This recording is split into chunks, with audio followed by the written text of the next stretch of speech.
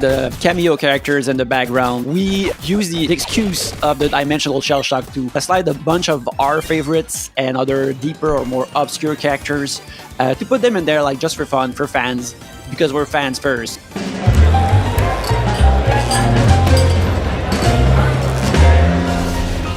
Hello, everybody. Welcome to another episode of PlayStation Underground. You got Tim here.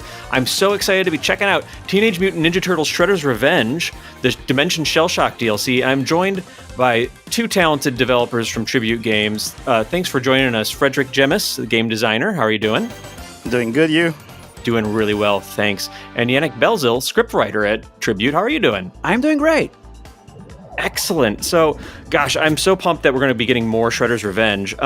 Just to start off with, I see we're checking out Usagi here. I want to talk a bit more about this new character, but I also know this is sort of our first real extended look at the new survival mode. Can you tell us a little bit about what makes this mode unique for Shredder's Revenge? Yeah, so the survival mode for Dimension Shellshock is basically a completely different game mode. And in this mode, the players are traveling across the multiverse from the Teenage Mutant Ninja Turtles in order to assemble and collect dimensional crystals that have been stolen by a mysterious figure. Oh. And the players travel through multiple arenas where they'll fight hordes of enemies, including even new enemies, and collect crystal shards in order to complete each of the universe's crystals. Great, and I see there's a decision here to be made between, looks like a vial of ooze with Rocksteady's face over it and another power-up. What's going on here? So basically, every time you finish a combat challenge, you have choice between two rewards, and as you can see right now, the player picked a perk, and the perks, what they do is that they give bonus effects to the players for a set amount of time. So in this case, it is a speed boost that is equivalent to the combo string that the character is doing. So the more hits that you chain together, the faster your character becomes, and it gets like to crazy speeds. Nice. Speaking of speed, how is Usagi doing in terms of speed compared to the other characters?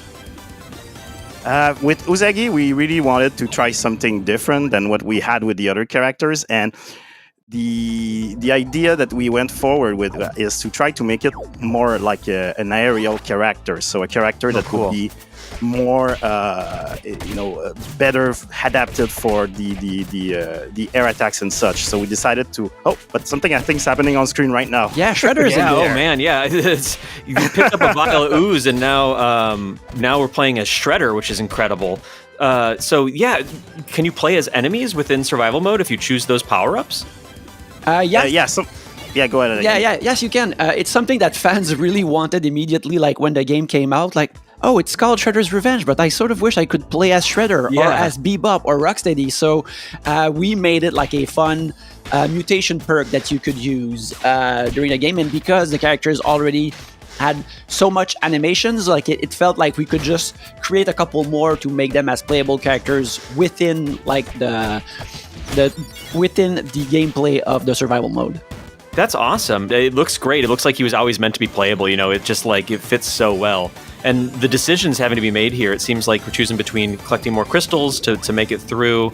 Then that's it. That's complete. That's a completed crystal.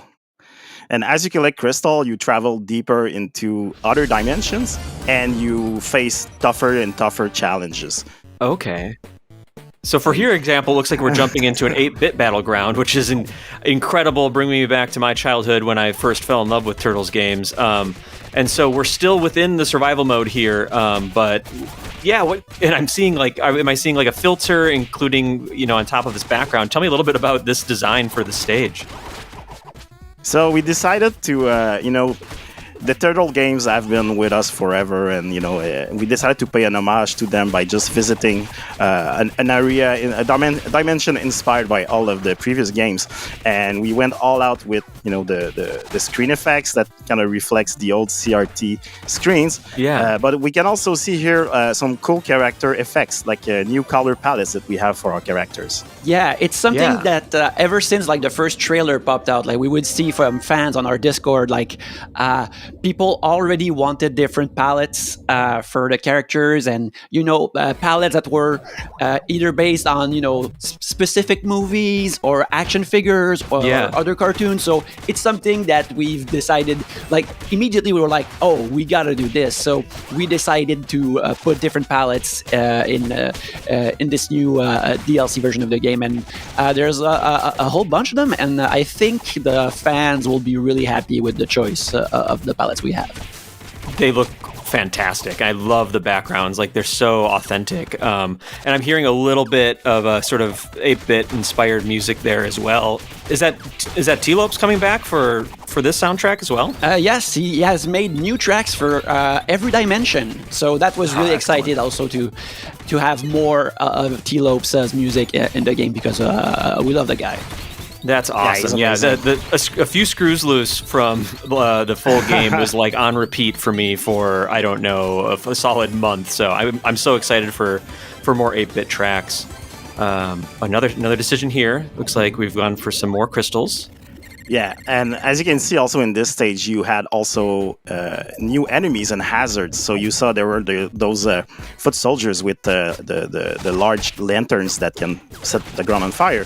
And here you have unique traps that appear in each dimension. So each dimension has new hazards and things to avoid to mix up the fight a bit. Yeah, we can see some foot soldiers have different masks on, which denotes that they might be a different type of foot soldiers, and they might be harder to fight. No, that's really great. It seems like this is such a natural evolution for folks that want, some more challenge from their Shredder's Revenge experience. And now we're jumping ahead to Omnichannel 6. So this is looking like a whole other dimension. Whoa, man, these outfits are awesome. April's looking great in a black jumpsuit. Like, what are we looking at here? So in the Omnichannel 6 dimension, basically it's kind of a future dimension. This is something that happens when you travel a bit further into the dimension. So it's not a starting one. It's getting a bit tougher, and as you can see, we have tougher enemies. And as Yannick mentioned, we created over 100 more different unique combat challenges. But these combat challenges, they kind of update as the game goes on. So if they get progressively harder, and we have introduced a notion of having enemy ranks. So basically, you have enemies that get tougher, they have more HP, they're more aggressive. Some of them even have new attacks. So the game does, get a bit more challenging. So it's really a test of skills. I'd like to point out that the cameo characters in the background, both Kerma, the turtle from Shellrilla, and Cuddly the Cowlick from the old TMNT Archie comics. These were characters I really wanted to slide in somehow in the game, and we use the excuse of the dimensional Shellshock to slide a bunch of our favorites and other deeper or more obscure characters to put them in there, like, just for fun, for fans, but because we're fans first. So it was like we can see Fugitoid and Armagon in the background. Seeing also our awesome animators create these new characters just for an instant was a real treat. Yeah, that's great to see Fugitoid back there. I know he's important to the history of Turtles and everything, so that's super fun. There was the core game for Shredder's Revenge is just like dripping, like the ooze itself, with references and examples of your love for Turtles, and so it's so fun that this sort of dimensional Shellshock situation really opens the doors for this. So. Coming out absolutely. When the first arcade game was kind of very faithful to the show, but then the second arcade game, Turtles in Time, was basically just Turtles having fun. It was just a wild ride through time travel and such. And this is kind of how we wanted to approach a DLC. We wanted it to be something that would feel like almost like a sequel, but that would go further than what we previously saw in the game. And that's why we really wanted to go with the multiverse and explore all of these new locations, which is also an excuse for more cameos and little Easter eggs. But I think it's a good refreshing experience for sure from the main game. Definitely. And speaking of Easter, like Usagi's his moveset, I'm seeing now what you're talking about, where he is so adept at staying in the air and kind of, am I seeing him sort of like juggling himself off enemies and bouncing, like keeping himself in the air? So as I was saying, we wanted to unlock a new dimension of gameplay with Usagi, so we really focused on giving him a lot of air control. So basically, Usagi is the only character who can do a real double jump, meaning that he can, start a jumps in a direction and course correct if he wants, like to get out of trouble or to readjust for new attacks. But also, he is also the only character able to perform his full combo in air. So, other characters will have dive kicks and such, but Usagi can perform like his complete combo. So basically, you can launch an enemy in the air and jog and just fight him when he's most vulnerable in air. That's so satisfying. I can't wait to dive into that. Oh no, it's not. Oh, there we go. Well, a stunning performance by the players on this. We were looking at pre-recorded gameplay on PS5, but that was so exciting. Frederick and Yannick, I just wanted to say thank you so much for joining us on PlayStation Underground. I'm pumped that Teenage Mutant Ninja Turtles Shredder's Revenge, the Dimension Shellshock DLC, is going to be out on PS4 and PS5 later this year. So thanks again for joining us. Our pleasure. Pleasure.